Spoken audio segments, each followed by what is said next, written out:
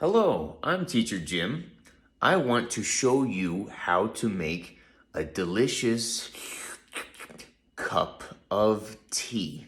First, open the tea box and take out a tea bag. Take the tea bag out of the packaging and put the tea bag into the cup. I like my tea strong, so I'm going to add 2 tea bags into my cup. Next, we need to fill up the cup with water.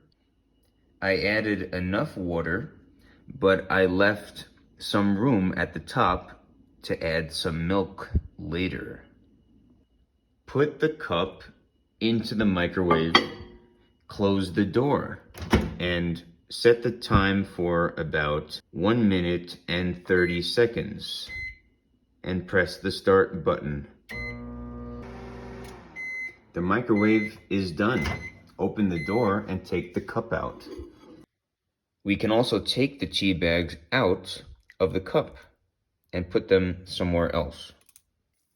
Finally, add some milk into the tea.